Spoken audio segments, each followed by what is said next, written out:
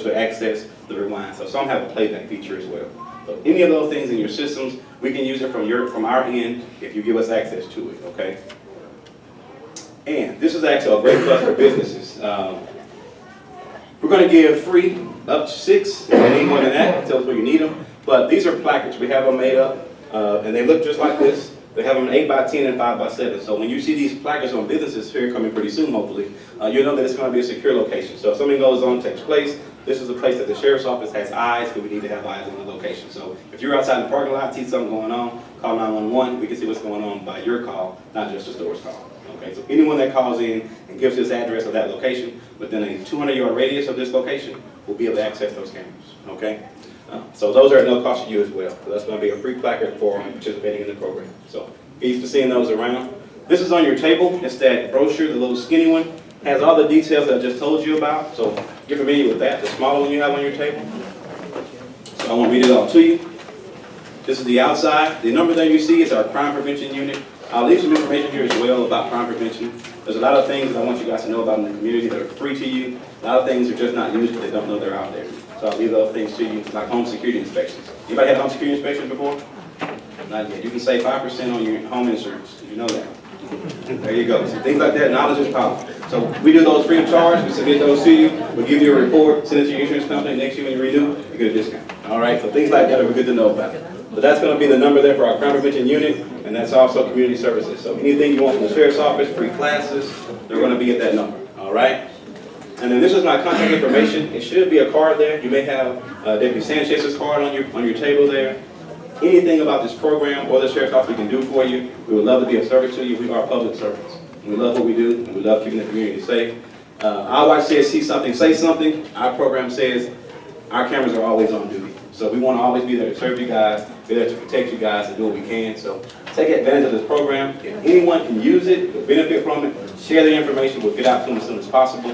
Please give us a call as soon as you can about this program or anything else regarding the sheriff's office. Thank you for your time. Thank you.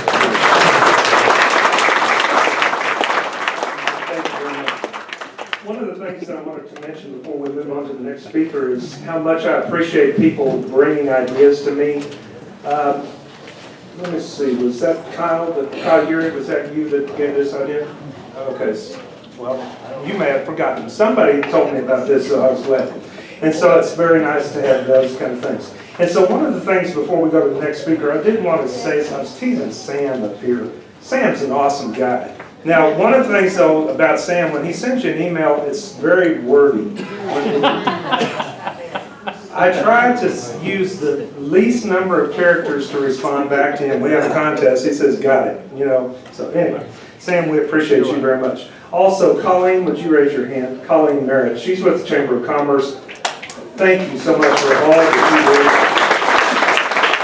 you do. We really appreciate that. And one of the things that if Trey is still here, somewhere along the line, Trey had the idea that we ought to put ourselves under the umbrella of the Chamber. Great idea, great idea. And so one of the things that the Chamber has done such a great job for us is they have included us, they've embraced us, they've tried to do everything they can to help us. One of the things that they did early on, I became on the board, Chamber of Commerce board, and I've been on there for 4 years now. And so I'm going off, but now Dwayne Johnson, if you raise your hand, he's on the Chamber of Commerce board. And also the printing princess Renee Howard is on that board. Also Noah LeBeau from down here is now on that board. And the next speaker is on that board. Now let me explain something about this. This area down here was the third fastest growing area in the state of Texas and in the country, I believe, before Generation Park. Now, if you've been sleeping under a rock, Generation Park is coming. And I've told you for a long time that, well, Ryan McCord came, Rick McCord came out. You see that they're real people. But one of the things that Ryan McCord said to me, one of the very first things he said to me is, what can we do to help you? Now, sometimes people can say that and it means absolutely nothing. But McCord Development has proven over and over, and I'm sure will for years to come, that they're coming in to be a great neighbor. In fact, one of the things that John Thornoy has agreed to be on the Chamber of Commerce board. That's not a fly-by-night kind of thing. So John, we just want you to know we truly do appreciate you all coming in. We're looking forward to our partnership together for years to come. and we're looking forward to what you have to say. Give them a round of applause, please.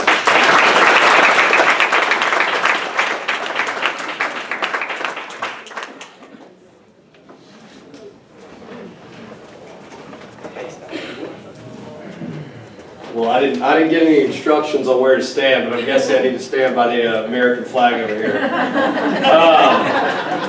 I'm John Flournoy with Generation Park, and we're a small team, and I work with Ryan McCord on bringing in large Fortune 500 companies and large private companies into Generation Parks. That's one of my main responsibilities.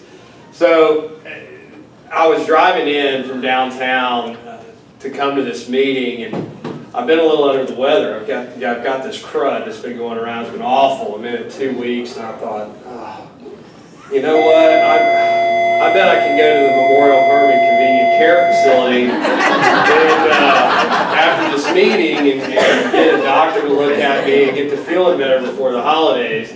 So I called them up and I said, hey, do y'all work like an urgent care? I can just kind of walk in and y'all can see me?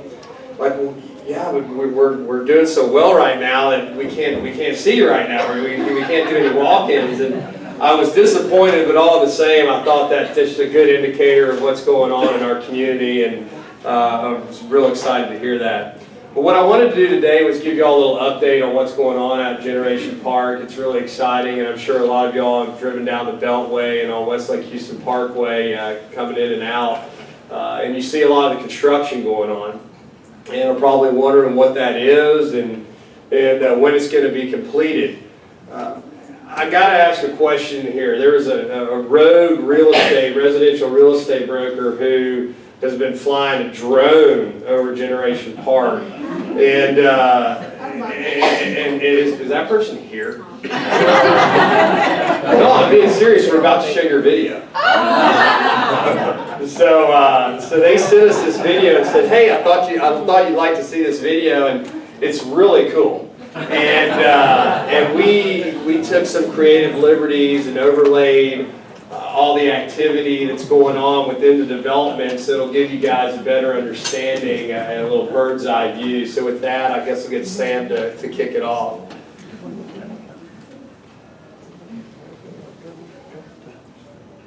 So there was some audio, but it's just let's see. I think it's not playing. Narrate over it. See if I can do anything to speed it up a little bit. Keep talking. All right. I'll keep talking. But we'll see how this goes. But Westlake Houston Parkway, which is currently, it stops at our entrance in here to Summer Creek High School, is now going to be punched through to Lockwood Road, and that's going to be. There we go. There's just some music, so well. So that's the West Lake. That'll be completed, landscaped with the walking trails. It's going to be early 2016, and y'all have seen that being constructed if you've driven down Lockwood. Westlake Houston Parkway, that's going to be completed probably about May, where y'all can utilize it to go cut through to Lockwood. That's FMC's 173-acre campus.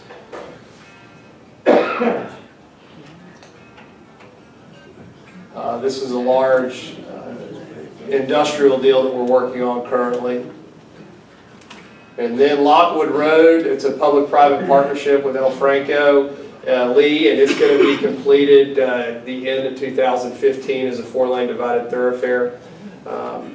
This is FMC's first phase on 70 acres. There's over 1 million square feet.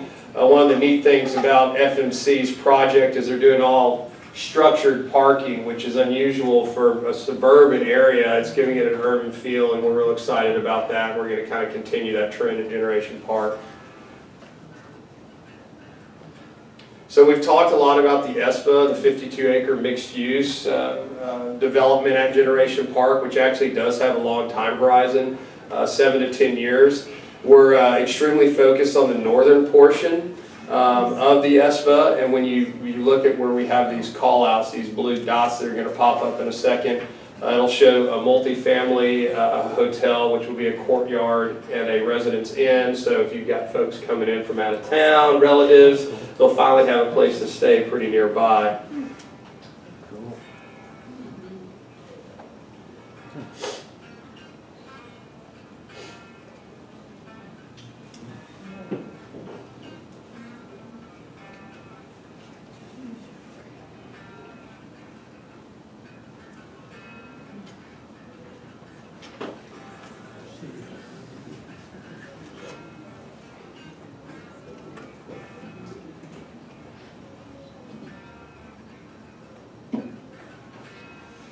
So I came up with this catchphrase at the end of this, from vision to reality. You know, it's been a long time in the making, Generation Park. And when Ryan and I were talking about the first time that there was tower cranes out on Beltway 8 in our quadrant of town, and Ryan, because I mean, it's a lot more blood, sweat, and tears from him. I've been on for about 2.5 years. He said he cried a little bit when he saw those tower cranes going up. I mean, it's a pretty big deal. And there were a lot of people. We did a ton of presentations, and just thought, man, these guys are dreamers. You know, they've just got this grand vision. It's going to be impossible to pull this off. And you know, it's pretty incredible driving down here and having it be a reality every day. And I don't know if I'm going to get out of here because I know we're short on time, but that tilt wall building is part of the industrial component of FMC's 70-acre subsea services division. I mean, that has gone up in like 3 weeks. I don't know if any of y'all have been watching that. It's unbelievable the amount of construction going on. But excited to be here today. Thanks for having me, and thanks, Don.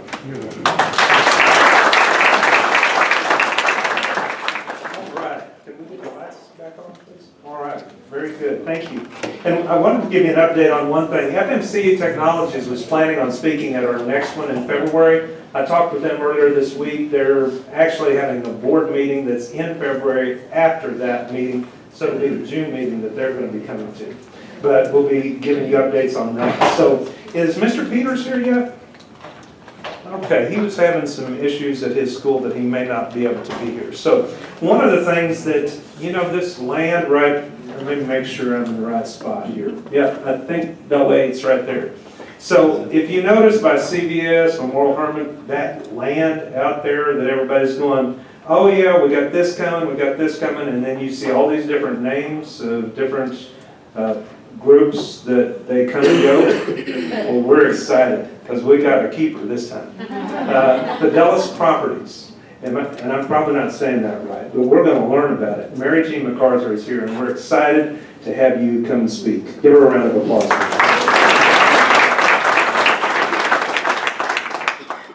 Hi, I'm Mary Jean MacArthur, and I'm with Fidelis Realty Partners. We are a commercial developer, and we specialize in mainly retail power centers. We do some small offices, and we also do some medical type development, but mainly we do power centers. I'm interested to finally meet John. We've talked on the phone 100 times, but never actually seen each other. And I wanted to thank Tony again for bringing lunch. It was really delicious. It's so nice to have a choice of a salad when you come to one of these. Thank you. That was very nice. We do a lot of business with HEB, and glad to finally meet you. Fidelis purchased the property that's there behind the CVS and Memorial Hermann. I guess it's been about a year ago. And we've been working on, I think we're on site plan number 42 or something like that. Just so you know, when we do this, it depends on what businesses are interested in coming, and we change the site plan constantly to accommodate the needs of the community. You want to? Okay, thank you. The first thing I wanted to tell you is we do have a commitment from Kroger. There will be a Kroger anchoring the center. We are also negotiating what's called a letter of intent with 5 different retail anchors. These are anywhere from small to medium-sized retail anchors. I can't tell you who they are yet because we haven't signed the letters, but it is the types of businesses that you need in the community. We are also negotiating with a large theater. We'll be on site, a fitness center, And we have currently 27, and as of about 20 minutes ago, our leasing manager just told me it's now 32, different LOIs coming in from restaurants, dentists, doctors, salons, and other small businesses. And LOI is letter of intent. Letter of intent, that means these tenants, these merchants are intending to come here and have asked us for space in our center. If you'll go to the next, this is kind of the basic site plan, just so you can kind of get your bearings. You can kind of see where the CVS and the Memorial Hermann is there on the corner. And the Kroger will be anchored kind of directly behind that CVS. And then all of the areas that are outlined in gray are where the letter of intent, the people that have actually already signed, we're just working out details of the lease. The other areas are still available that are kind of a greenish yellow. And those areas are where the other restaurants, doctors, dentists, any number of businesses can come in. We're very, very excited. We went to Las Vegas for what's called the ICSC convention in May. This was by far the hottest property on our table. We had vendors from all over the country coming in, wanting to put their businesses here. Again, in Dallas in November, we went to the local Texas convention. Same thing. This area was definitely the #1 spot. Everybody wants to come here. They know about Generation Park. They know about the growth. They know about how close in proximity it is to the ship channel and all the businesses that are increasing because of that port. So it's really exciting for us to come into your community, and we're hoping that, you know, as you see people that are starting up new businesses, new types of businesses that are coming in, tell them about us. Let them know that we are developing this site and we still have some space available, but to be honest with you, it's going so quickly, get them to call quickly. Does anybody have any questions? Thank you very much for having me out. Thank you. Okay. You know, that is cool. That is way cool. And so one of the things that she mentioned is about the fact that she got to meet John and she got to meet Tony. One of the things that I think has been one of the byproducts of this meeting is getting to see people face to face. I mean, usually you have to go through phone calls or gatekeepers or something of that nature. Isn't it nice to be able to see people face to face, see if you really feel like you can trust them, feel like they're good people to work with? I think it's really blessed with that. And one of the things that I will tell you that has been a blessing to me is how you have cared for me and my family. My wife unfortunately couldn't be here today, and I appreciate your prayers for her. She's going to have another doctor's appointment on the 18th, and we're hoping to find out some things about there. So if you wouldn't mind keeping her in your prayers, I'd really appreciate it, because she does appreciate you very, very much. So one of the things that I wanted to mention before we bring Michael up is that in a few minutes at noon, if you need to go, go ahead and go. But just realize Mr. Correa really wants to hear about who you are for that last part. But I'll let him say a word or two at that point. But one of the things I wanted to, Michael Kratz, be coming on up if you don't mind. Michael, I really appreciate too, because he actually met Miss MacArthur, and I had not had that opportunity, so we're glad for that. Michael's going to give us some great news, so give him a round of applause too, please.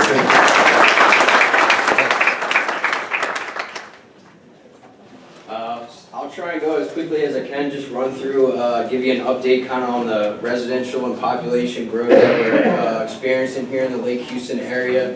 This here, you can see on this slide the kind of historical growth that the whole 6 zip code Lake Houston area has undergone throughout its history. This is a number, I don't know if you guys like taking notes or have a pen, but write that number down and keep that in mind as we keep going through the slides. So this is kind of breaks down that same current 2014 population in the whole Lake Houston area by community, by zip code, and I've got them in kind of descending order from largest to smallest.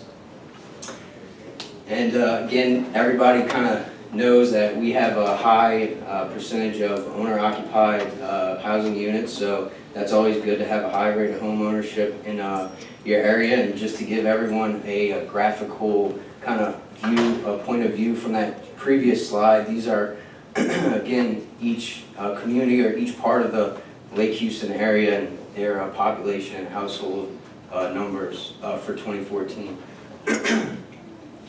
So that number that I said to write down is going to be affected by this. So this is all the upcoming residential growth that we know is coming. And this is available in our Business Matters magazine, which you can pick up when you leave off the table out there. It's also accessible online through the Chamber and the EDP website. So again, that number for 2019, which we're projected to have for population, is close to 260,000, which would give us a growth rate between now and 2019 of 7.5%.